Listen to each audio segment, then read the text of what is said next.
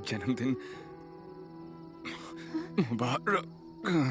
भैया, भैया, Yingji, Yingji अपनी आंखें खोलो। यिंगजी, माँ,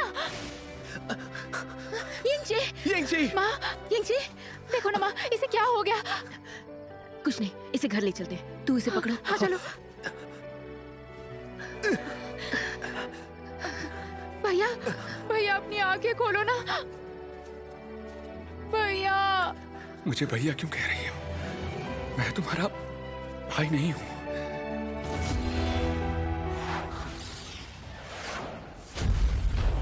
हम कैसे मिले तुम्हें याद नहीं है, पर मुझे अच्छे से याद है। अरसे पहले की बात है, पर मुझे वो दिन ऐसे याद है मानो वो हादसा अभी अभी हुआ। दुनिया को लगता है कि होली समाज का इस दुनिया में अब अस्तित्व नहीं रहा, और ऐसा उन्हें 3 साल पहले उस दर्दनाक हादसे की वजह से लगता है। उस दिन 5 तत्वों वाली तितलियां उड़ गईं, जादुई पत्थर हिल गया और उसका हम सब पर असर हुआ। अनंत अग्नि की लपट उठी, अनगिनत जाने गई, चारों तरफ यातना फैल गई। मंदिर में जाओ जल्दी।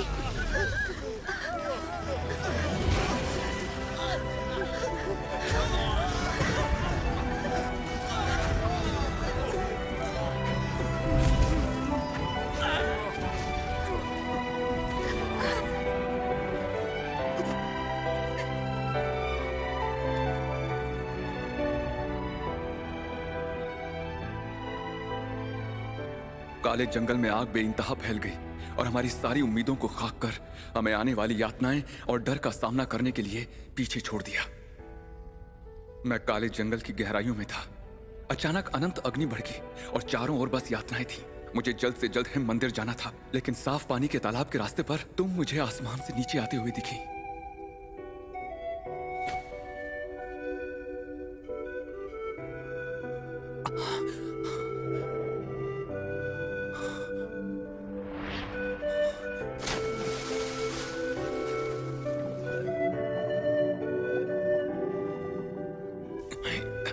अनंत अग्नि जब भड़कती है तो सब कुछ जलाकर रख देती है, लेकिन वो पानी से डरती है। जब अनंत अग्नि पानी से मिलती है तो उसे उबाल देती है, चमड़ी को जलाकर हड्डियां पिघला देती है।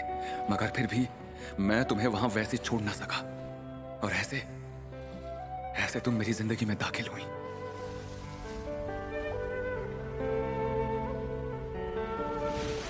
जब से मुझे पता चला कि मैं एक रक्षक हूं, तब से मैं मौत का इंतजार कर रहा था, क्योंकि यही मेरी मंजिल थी। लेकिन उस मंजिल को पाने की मेरी ख्वाहिश अचानक से गायब हो गई, और अब मैं और जीना चाहता था। जो मेरी आंखों के सामने है उसके साथ सिर्फ इसी लम्हे के लिए नहीं, बल्कि आखिरी सांस तक जीना चाहता था। कौन हो तुम? जान बचाने के लिए शुक्रिया।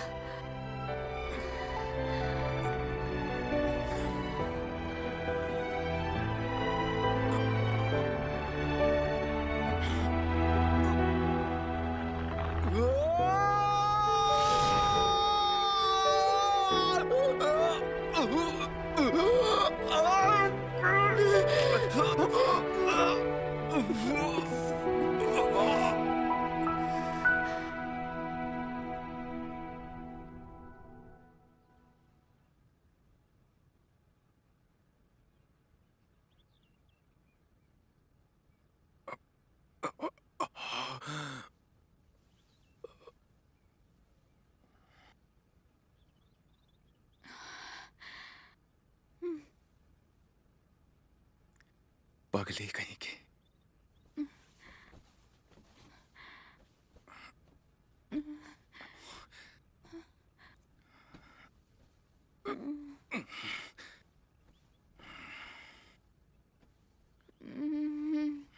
तंदूरी चिकन, इधर आओ।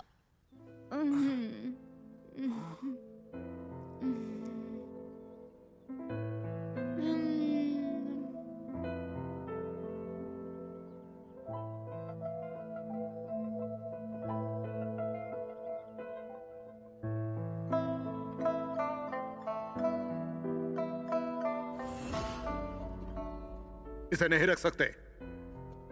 क्यों नहीं रख सकते? होली लोगों की अनंत अग्नि की लपट इसने देख ली है।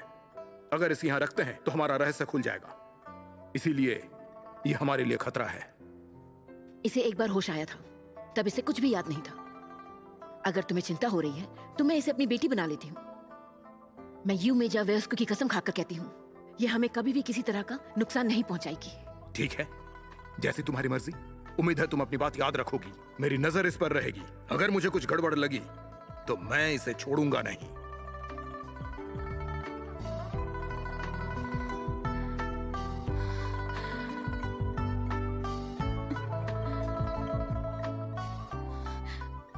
जाग गई? तुम जाग गई? आप लोग कौन है? भुलक्कड़ कहीं की, मैं तुम्हारा भाई हूँ। भाई?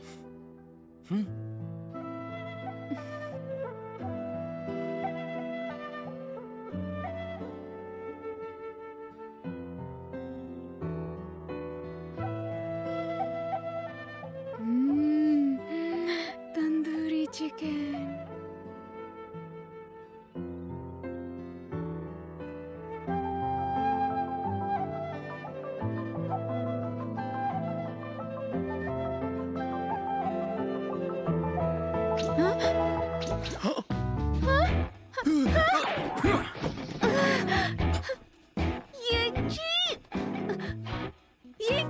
तुम कितने बेरहम हो। मैंने सारी रात तुम्हारा ख्याल रखा और तुम ऐसा कैसे कर सकते हो? हाँ?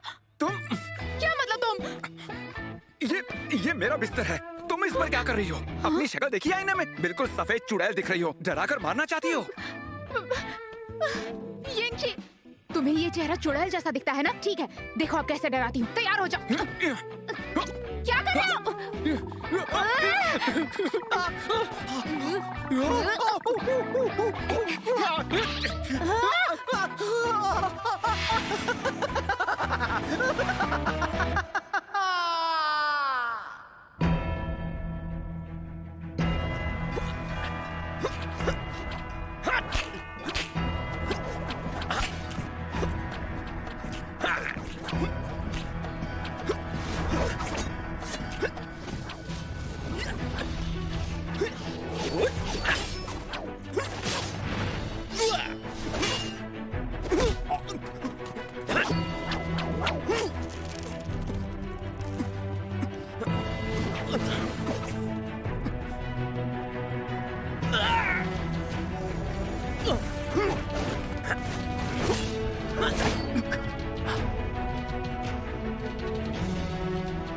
सुशांत के मुंह बुफान की जीत हुई।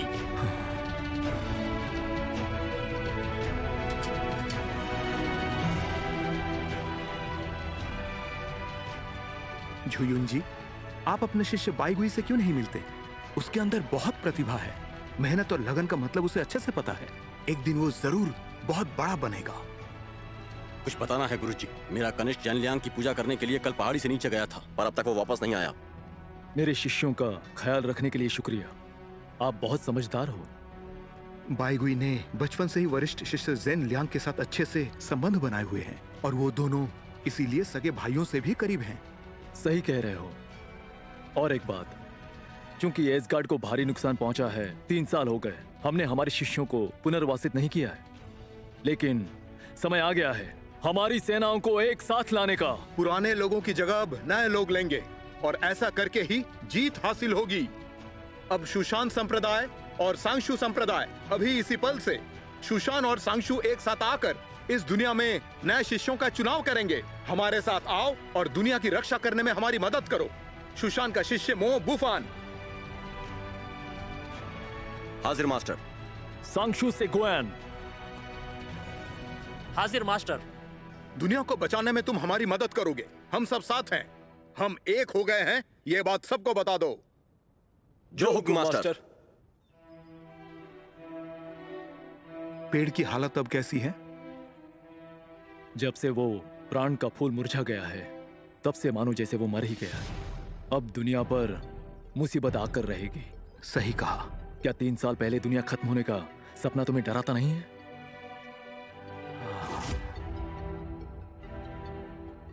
मुझे अब भी याद है, दुनिया खत्म होने की तस्वीरें मुझे सपने में दिखती थी।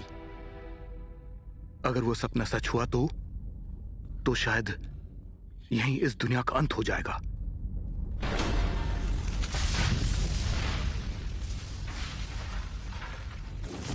शायद इसकी शुरुआत 3 साल पहले वाली रात से होगी, जब 5 तत्वों वाली तितलियां उड़ गई थी।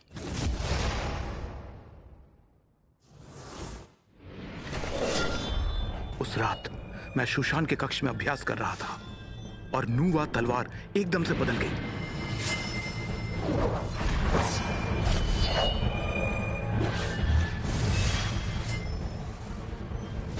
दुनिया को खत्म करने के लिए जादुई पत्थर की शक्ति का संतुलन करके मैंने फुक्सी तलवार को 5 तत्वों वाली तितलियों में बदल दिया। और फिर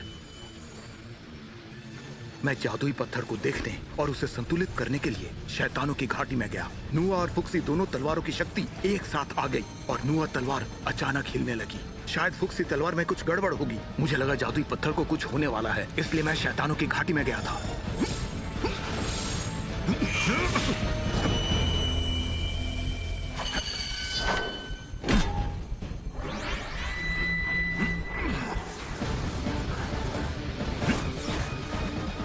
मैंने जादुई पत्थर को हिलते हुए देखा। वो 5 तत्वों वाली तितलियों के बंधन को और उसके संतुलन को तोड़कर बाहर आने वाला था।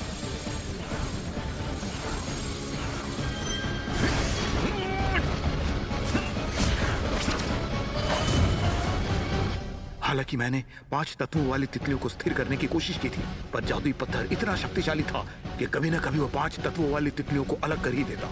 आखिरकार मैंने नुआ का इस्तेमाल करके धातु के तत्व की तितली को अलग कर दिया और बाकी 4 तितलियां गायब हो गई।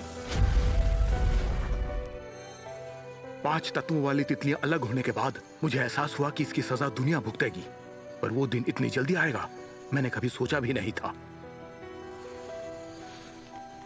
कुछ हुआ है मास्टर? बुरी खबर है। पहाड़ी के निचले इलाके में धमाके हुए हैं जिससे आग फैल रही है। क्यों यिंग मास्टर उनके शिष्यों के साथ आग बुझाने गए हैं? एसगार्ड के रानी शा यानहोंग को कोई जानकारी होनी चाहिए, इसलिए वो टाइनमन चोटी को नष्ट कर यहीं आ रही हैं। जो यिंग यहाँ पर मदद के लिए आए हैं।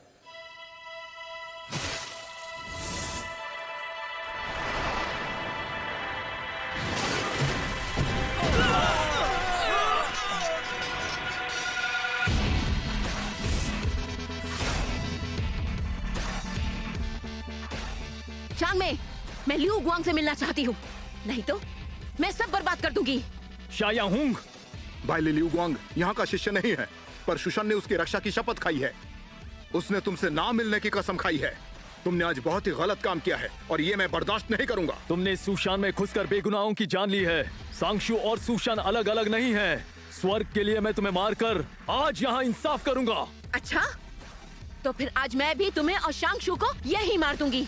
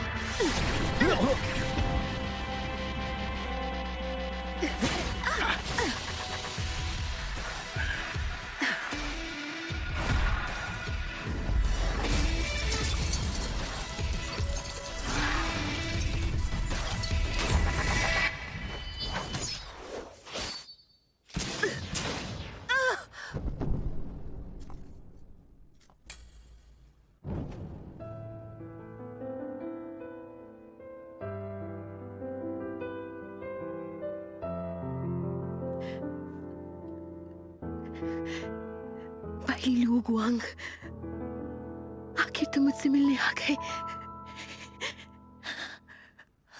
3 साल पहले एसगार्ड की रानी शा यानहोंग ने बहुत ही शैतानी काम किया था। बायली लिu गुआंग को ढूंढने के लिए उसने सुशान में कई लोगों की जान ली। उस दिन बहुत से शिष्यों ने जान गंवाई। फिर हमने उसे शैतानों की घाटी में बंद कर दिया और उसके बाद 3 सालों से दुनिया में शांति और स्थिरता है।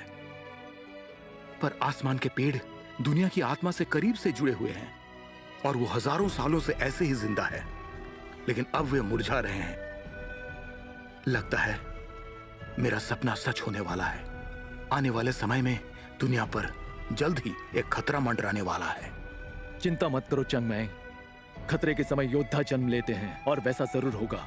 हम दोनों मिलकर शिष्यों का चयन करते हैं और फिर उनमें से उत्तराधिकारी ढूंढते हैं और इस तरह हम आने वाले युद्ध के लिए तैयार हो जाएंगे। चिंता मत करो।